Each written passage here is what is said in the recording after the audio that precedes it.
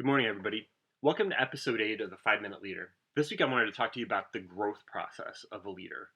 And one of the favorite quotes that I have learned over the course of time that I've committed to memory is this one here.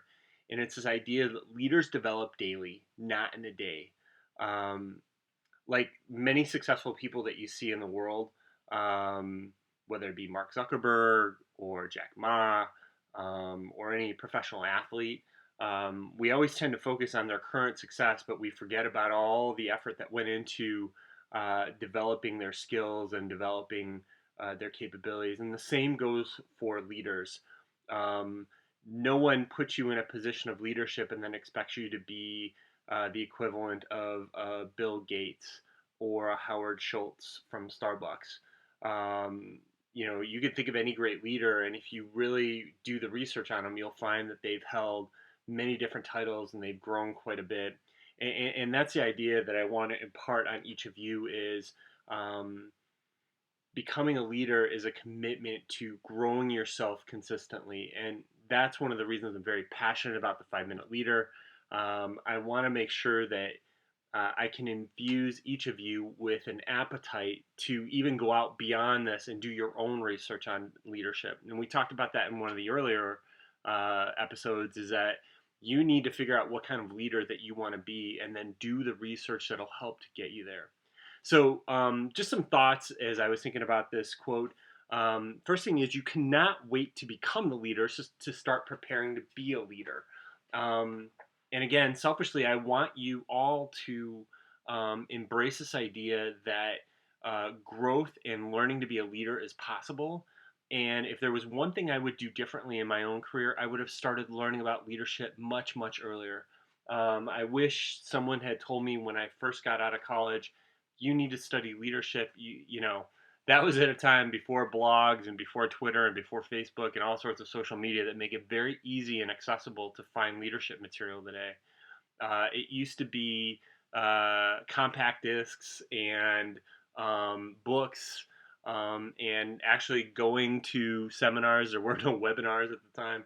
So, but the point is that I would have started much, much earlier, and that my one wish for each of you is to please understand the idea that you all have the potential to be leaders. It's whether you embrace it and you start to learn, because eventually you will become a leader, and that's the second bullet point. And then you have to be in a process of continuous improvement. Um, Many things about leadership haven't changed, right? The idea that leadership is influence, the idea that leadership is about caring for your followers haven't changed. But communication methods, um, how we talk and give feedback, how we receive feedback, how we build the team, how we inspire, the vehicles to get information out to people have changed quite a bit. And it's the job of the leader to stay current and to continuously develop your own skills, both your strengths and your weaknesses. And so I put a little formula there that I hope will resonate with you. And that's the idea that patience plus perseverance leads to growth. And you have to be patient in this whole long process of leadership development. And perseverance means putting in the hard work to be reflective and understand where some of your shortcomings are and where you can continue to grow. Which leads to the next bullet point, which is you need to adopt a growth mindset, which is an understanding that comes from a book called Mindset by Carol Dweck. I'll be talking more about that in the future. But a growth mindset is one based around the idea that if I work hard at something and I apply myself, even if I fail, I know I can still keep getting better. A fixed mindset believes that your capabilities are limited and you can't grow beyond a certain area, and that's not it at all. A growth mindset is absolutely tied in with continuous improvement. It's a belief that you can continuously get better. I love the idea of seeing great leaders that you aspire to. Not that you have to be a Steve Jobs or a Bill Gates or a Jack Ma, but it's possible that with the work that they put in, that if you put in work and you continue to learn and you continue to grow, that you can grow your own leadership capability. Fourth point is you're really the captain of your own leadership growth. You need to be intentional about seeking out learning and projects that will grow your capabilities as a leader. We're trying to create more of that within our own team, but don't hesitate, even outside of our organization, to find opportunities to get involved and help lead opportunities. Um, and the last point that I want to bring up, and I hope that people will understand, is that your team will always watch you as a leader. And if you are talking about growth but not personally invested in it, they'll see that, and your growth initiative won't go anywhere. But if you have a passion for growth, your team will see it, whether they're direct reports or indirect reports. They'll see your passion about wanting to grow as a leader, and ideally they will follow suit. So that gets back to an idea called speed of the leader, speed of the team. People will do what people see. If you are committed to growth, if you're committed to innovation, if you're committed to creativity, people will see that. If you say one thing and do another, they'll see that as well. So be committed to your own growth, be committed to learning, and you'll be able to pass that on to your team. Um, Lastly, this week, just some growth work opportunities that I want you to think about.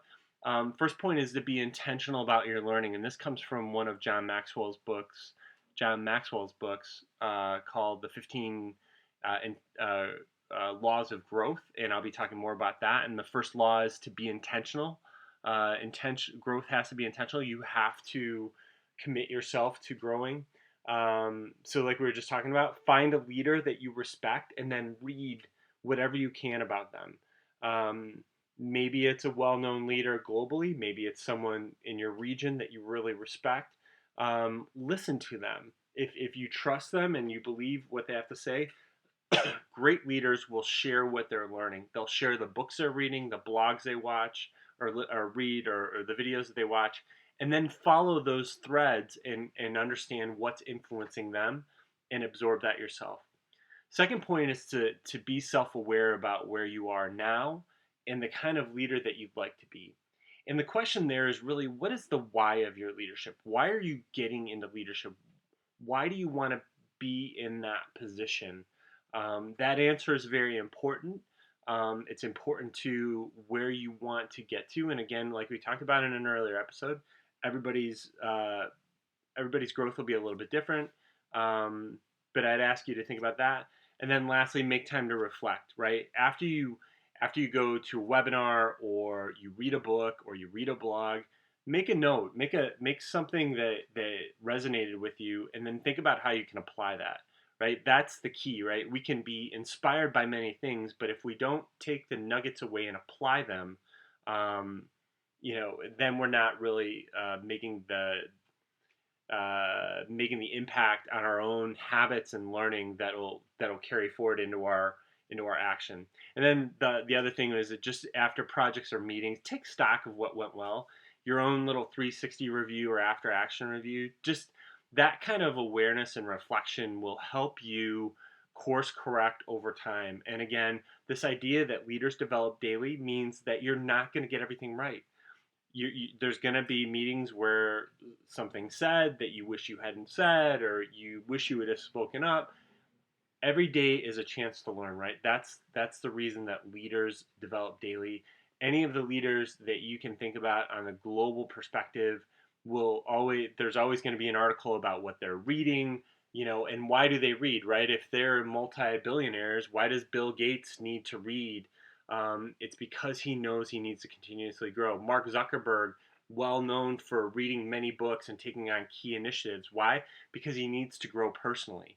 So I ask you each to think about that. I'd ask you, even if you're not in a leadership position, to adopt that hunger and that mentality to grow as a leader. And if you are a leader, realize that your team is looking to you to see how you react. Are you growing personally? Are you making the time to grow your own skills and competencies and behaviors? So, with that, thank you very much. I'm actually going to take a week off next week because it's a holiday globally for Easter, but we'll pick up the week after with another episode of the 5 Minute Leader. Thanks, everybody. Talk to you soon. Bye.